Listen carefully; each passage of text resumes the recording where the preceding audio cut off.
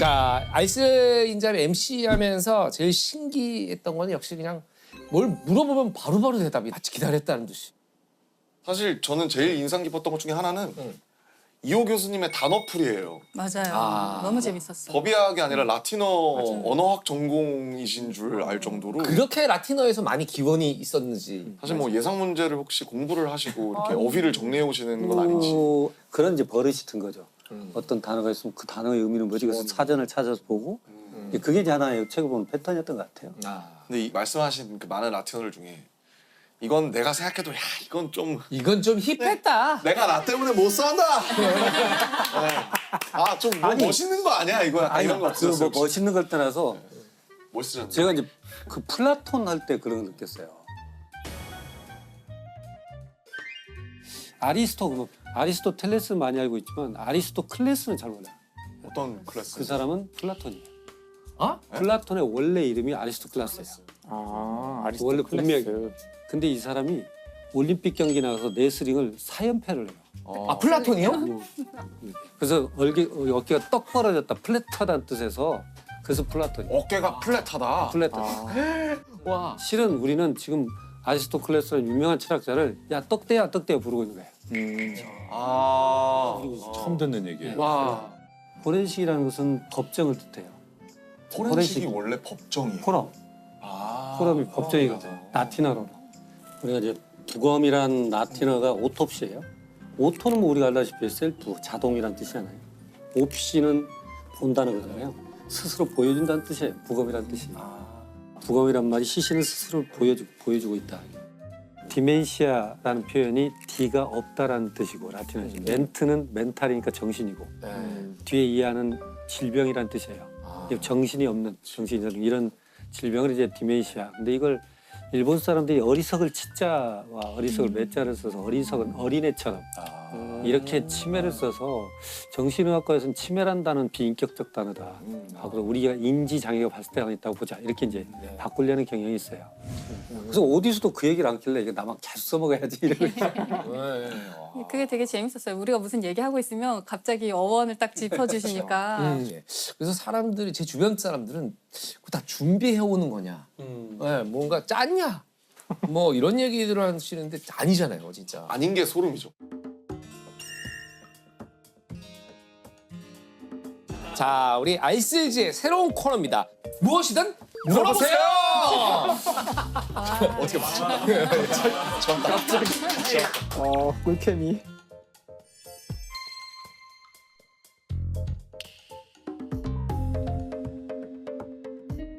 선생님, 갑자기 지금 말씀 듣다가 생각하는데 첨성대 네. 말이죠. 뭐 신라 시대 때 만들었던. 그래 아마 밑에 들어가서 보면은 사각 틀만 보였을 텐데. 아, 네네. 올라가서 본 거죠. 그 틀까지 올라가서 네모 구멍 창문 같은 게 있잖아요. 네. 그 안에 들어가면 또 제2의 사다리가 있어서 맨 꼭대기에 네모 근처까지 가서 거기서 뭔가를 관측을 모았을 했을 것이다. 것이다. 한 것이 그러니까 그 신라 시대의 천문 기록들이 남아 있는데 그걸 보면은 첨성대가 만들어진 그 이후에 엄청나게 많은 데이터가 늘어나요. 이렇게. 신라 때는 왜 그렇게 별 관측을 많이 하려고 했던 건가요? 그러니까 아마 신라 시대 때도 첨성대가 있었던 시절에는 아마도 뭐 선덕여왕이 첫 번째 여왕이었으니까요.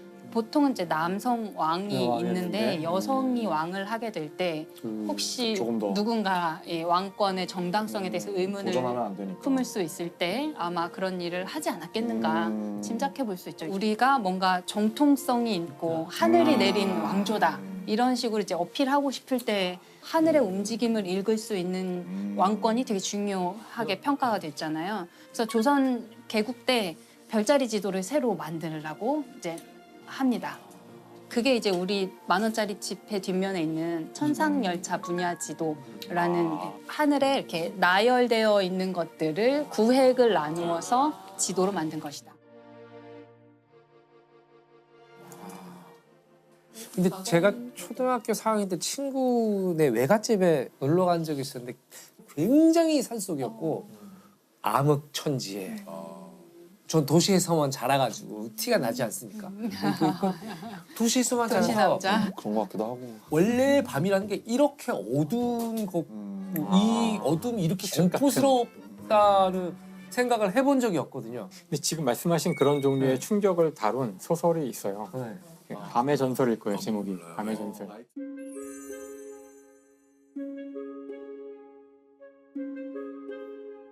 어떤 행성, 우리 같은 행성인데 거기는 별이 태양과 같은 별이 6개가 있어서 밤이 없어요. 계속 낮은 거죠. 근데 이 행성에 오래된 전설이 있는데 2000 몇 년마다 하여튼 뭐 한 번씩 문명이 멸망해 버리는 일이 반복된다는 거예요. 근데 왜 그런지는 모르는데 천문학자들이 연구를 해보니까 2000 몇 년마다 한 번씩 그 정렬이 일식이 일어나면서 밤이 오는 거예요. 밤이 잠깐 와요. 네, 모든 태양이 다 몇 시간, 가려지는 가려지면서 갑자기 이 행성이 어두워지는 거죠. 근데 그런 설정인데, 그러니까 이제 사람들이 두려워하는 거예요. 일식이라는 것이 일어나는 건 알겠는데 그게 우리에게 어떤 영향을 주길래 문명이 갑자기 멸망할까? 근데 이제 소설의 마지막에 가면 그 밤이 이제 오는 거죠. 밤이라는 한 번도 보지 못한, 겪어보지 않은 밤이 오자.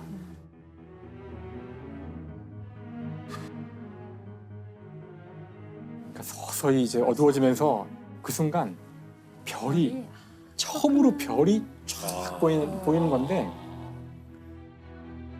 그러니까 우리가 그 지동설 때 깨달았던 또는 그 갈릴레오의 관측 이후에 깨달았던 걸 이 사람들은 그 순간 한 순간에 깨닫고 느끼고 충격받고 이래가지고 불을 지르고 막 사람들이 미쳐 날뛰다가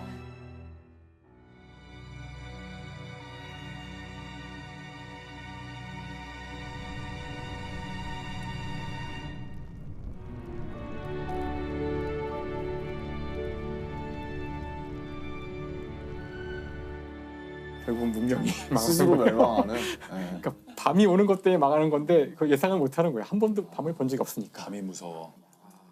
아니 지금 갑자기 나온 얘기인데 물리학자 병따개 발명가가 근데 옛날에는 우리 어렸을 때 이런 분을 척척 박사라 그랬어요.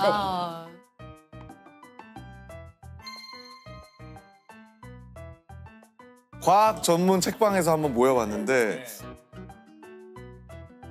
사실 심재현 박사님께 여쭤보고 싶은 게 우주에서 연주가 가능한가요?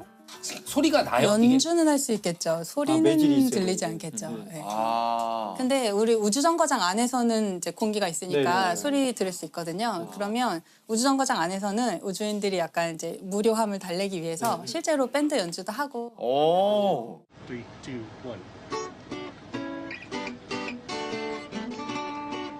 쓰레기통 같은 거 뒤집어서 드럼으로 쓰고. 이런 기묘한 식의, 경험이죠. 예. 그러면 이렇게 뭐 이렇게 표면에서 하는 거는 불가능한 거네요. 연주를 하는 건 의미가 얘는 없는 거네요. 달처럼 생겼는데 달에서는 안 될 것 같고요. 화성에서는 될 것 같고. 가능하겠네. 대기가 있으니까요. 네, 여기서 가능합니다. 근데 소리가 없어도 이렇게 이게 진동이니까 이걸 이렇게 손을 대면 되면 느껴지지 않을까요, 느낄 수 소리가? 있을까요? 그러니까 흔들리니까 움직이는 예, 약간의 움직임이 진동을 몸을 느낄 수 타서 있게. 이렇게 가면 물론 우리가 듣는 것처럼 이렇게 소리만큼 잘 들리지는 않겠지만 이 몸을 타고 이렇게 진동이 느껴져서 음악을 느낄 수 있을 것 같아요. 결국은 진동만 전달되면 되는데 충분히 크면 아마도 소리가 없어도 음악을 즐길 수 있을 거라는 생각이 궁금하네요. 얼마 전에 뭐 나사에서 블랙홀 소리를 공개했다고 들었어요. 그게 아, 네네. 우주의 소리가 전달이 안 되잖아요. 그렇죠. 전달은 안 돼서 네. 그건 이제 블랙홀을 우리가 관측을 하면 이렇게 파동이 이렇게 퍼져 나오는 거를 관측했는데 그거를 사람이 들을 수 있는 주파수로 변환해서 그러니까 우리가 그냥 짐작 정도로 할 수 있게 이제 음향화 소리가 해준 어떤가요? 거고요. 막 왠지 따라라라라라 이런 건 아닐 거 아니에요. 그렇게 빨아들이고. 아름다운 소리는 아니었고 약간 기괴한 소리 아. 이렇게 막 공포 영화의 배경음악으로 나올 것 같은 그런 소리이기도 했는데. 네, 네.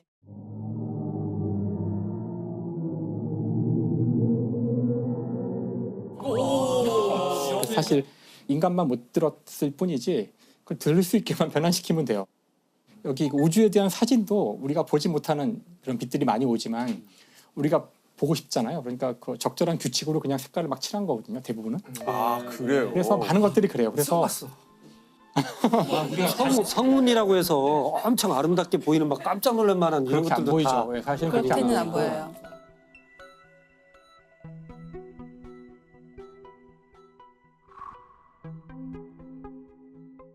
왜냐면 그 가시광선은 그 오는 빛에 이 존재하는 모든 전자기파 가운데 아주 좁은 영역이기 때문에 우주에서는 온갖 종류의 전자기파가 오니까 이걸 우리가 보고 싶으면은 지금 우리가 볼 수 있는 고정을 영역으로 다 이렇게 매핑만 해주면 그 우리가 보는 식으로 만들 수 있거든요. 그래서 우리가 뭐 제임스 웹 우주망원경에서 요새 사진 예쁜 사진들이 많이 오고 있는데 우리 눈으로 봤을 때 그 모습은 아니고요.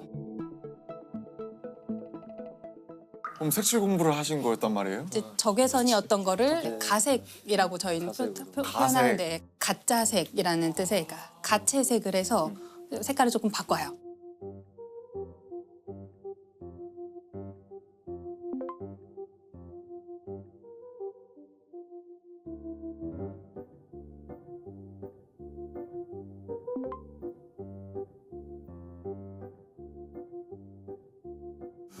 그렇군요. 그러면은 어쨌든 속은 걸로.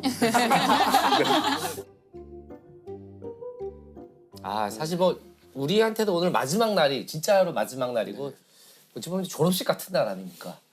빛나는 졸업장을 아 옷이 그래서 다시러. 졸업식 그 복장이군요. 아니 그 밑에서 아까 올라오다가 시비가 붙어가지고 양쪽에 두 사람이 있죠. 절 땡겨가지고 이기셨어요? 아, 이분만 네, 뜯겨나가 이겼죠. 제가 2개 정도 뜯겼으면 그분들은 어떻게? 그분들은 하이 실종으로 집에 가셨어요. 다 뜯겼지 저한테.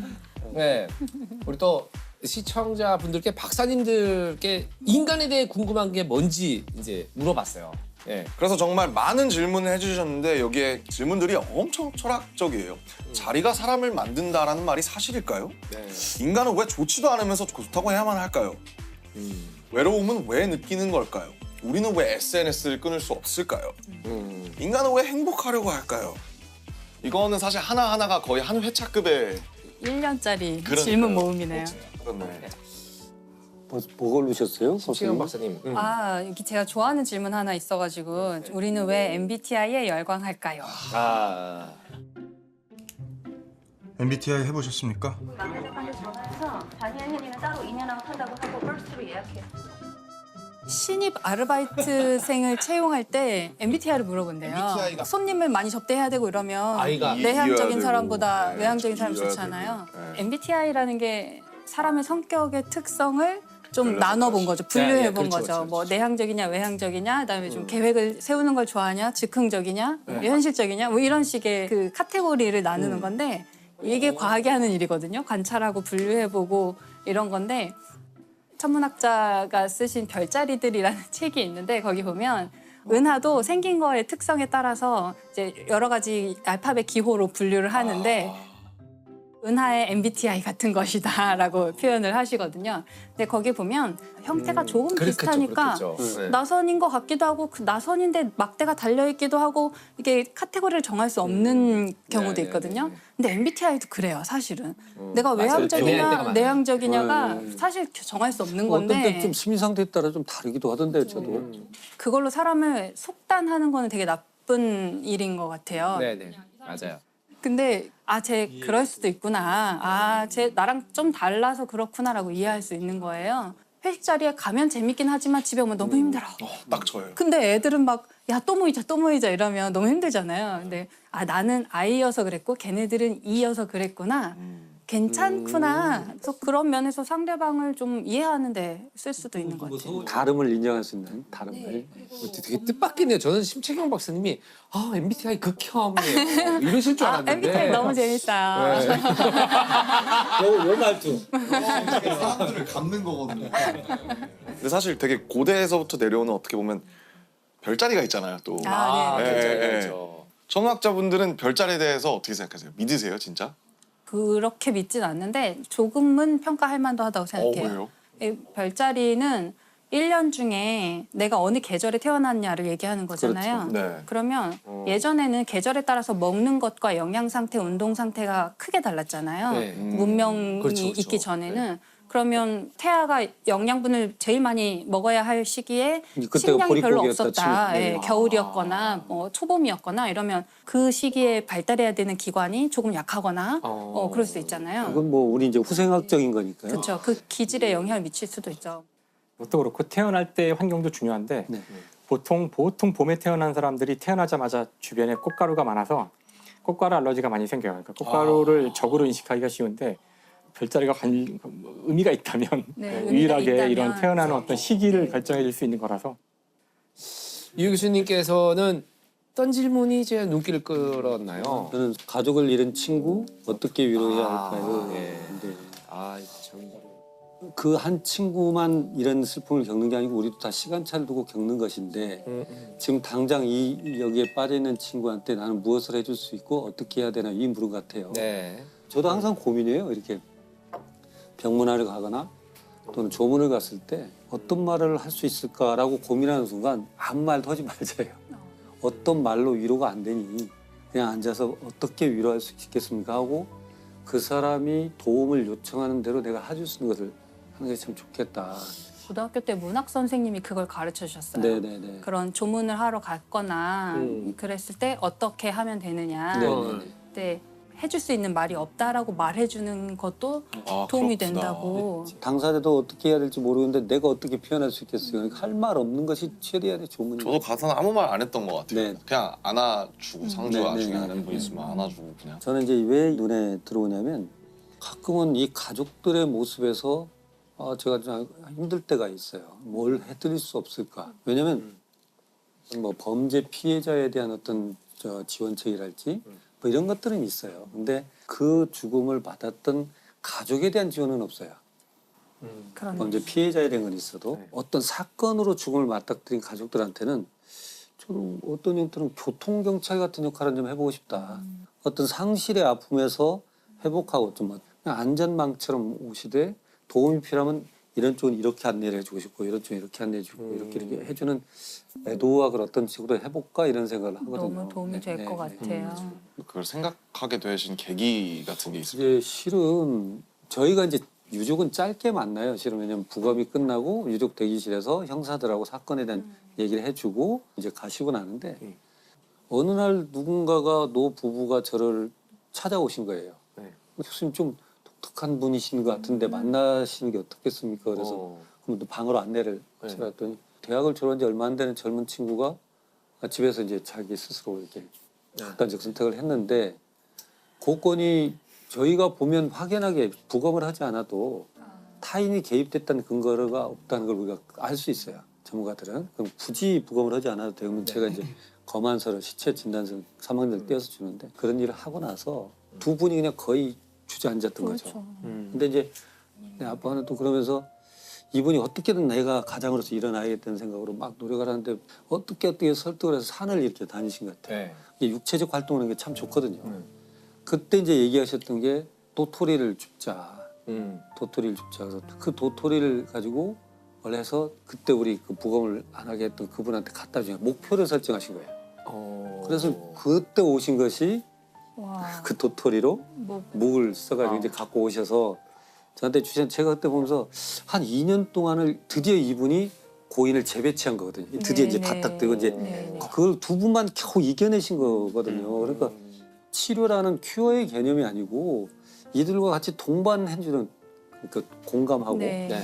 이런 어떤 것들은 우리 찾아야 되지 않을까. 그래서 마지막에 손을 댄 건 저니까 저도 의사니까 우리가 법의학을 통해서 이렇게 전문가들 좀 연결해주는 이런 형태로 한번 가져가고 싶다. 이게 이제 제가 갖고 있는 생각이죠. 너무 멋진 생각이신 것 예, 같습니다. 정말 그 애도학이라는 거에서 한 번도 생각해 본 적이 없는데 진짜 필요할 것 같다는 생각이 많이 드네요. 중요한 얘기를 해주신 것 같아요. 네, 네.